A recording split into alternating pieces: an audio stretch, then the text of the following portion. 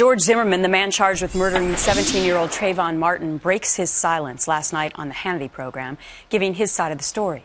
Joining me now with their reactions, Sabrina Fulton, the mother of Trayvon Martin, Tracy Martin, the father, and Benjamin Crump, the attorney for Trayvon's parents. Good morning to all three of you, and I want to extend my sincere condolences to you. I haven't had a chance to speak with you about the loss of your son. Good morning. Good morning. Thank you. I'm sure that you watched the interview in its entirety, and so you saw that there was an apology moment from George Zimmerman to you and to others. I want you to have a chance to listen to that and then respond.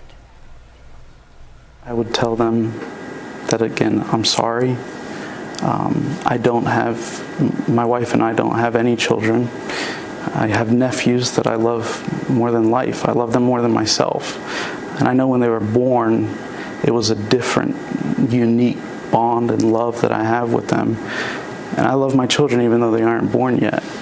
And I am sorry that they buried their child. I can't imagine what it must feel like. And I pray for them daily. Sabrina and Tracy, after hearing that apology directed to you, what is your response back to George Zimmerman? I personally don't feel like it's sincere. I just feel like he's just saying anything that he wants to, and it's not sincere. It's not coming from his heart. I think, again, I don't feel that it was sincere either. George Zimmerman had ample enough time to apologize to us for taking the life of our son before the first arrest, and to come and try to publicly apologize now.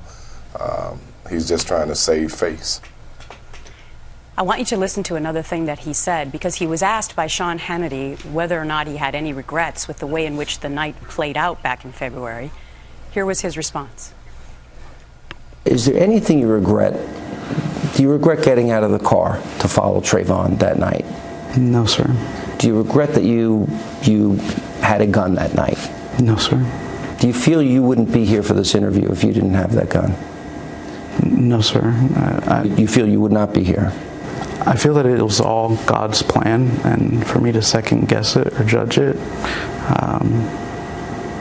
Is there anything you might do differently in retrospect now that time has passed a little bit? No, sir. So Sabrina and Tracy, when you heard that it was part of God's plan in George Zimmerman's mind, what did you think? I don't understand what he was thinking by saying that it was God's plan that he murdered our child. And I really don't understand what God he worships, because it's not the same God that I worship. Sabrina? And why would God have him to kill an unarmed teenager? I mean, it just makes no sense.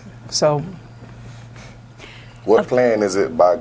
I mean, that's heartless to say that was God's plan that he took our child's life. Of course, George Zimmerman's claim is that he acted in self-defense. I want to take you to the moment of the interview where he describes what he says happened that night. He started bashing my head into the concrete sidewalk. As soon as he broke my nose, I started yelling for help. How many times would you estimate that he punched you? Several, more than a dozen. Mr. Crump, you are the attorney for Trayvon Martin's parents. As a lawyer, does that sound like self-defense? Gretchen, we have all this evidence. The state attorney is going to see this interview as a gift when they go to cross-examine George Zimmerman. And that is his version. Trayvon isn't here to tell his version what happened, and certainly everybody in America will concede that George Zimmerman's credibility is at issue. In what way?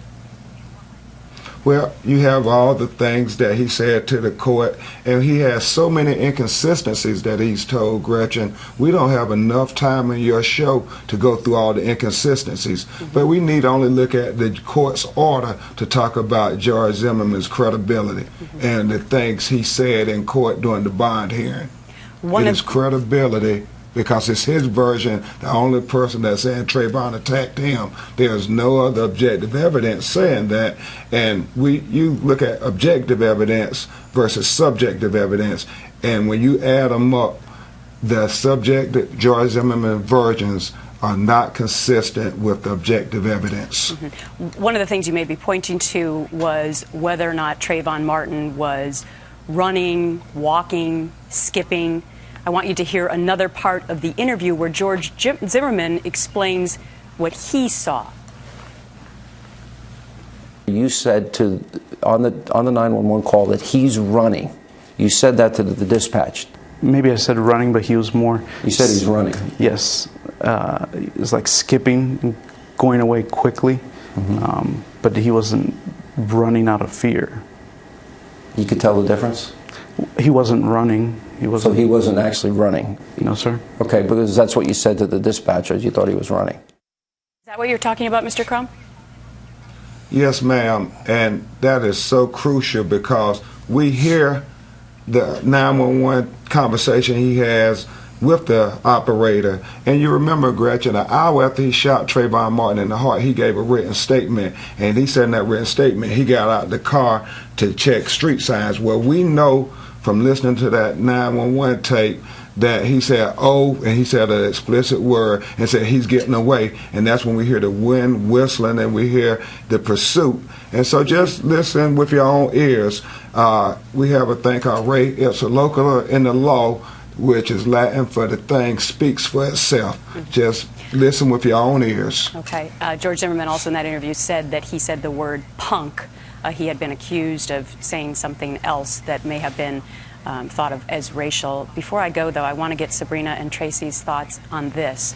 Because he extended the apology to you, and we got your comments at that earlier, would you ever find it in your heart to forgive this man?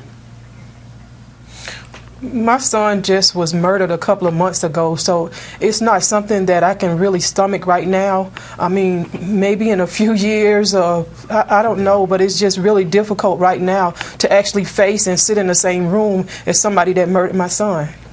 Yeah, I think it's too much to ask of us to forgive the guy that don't even regret taking our son's life. So just to ask us to forgive George Zimmerman is just too much. Sabrina Fulton, Tracy Martin, Benjamin Crump, thanks so much for your time today and the response to the George Zimmerman interview. Thank you.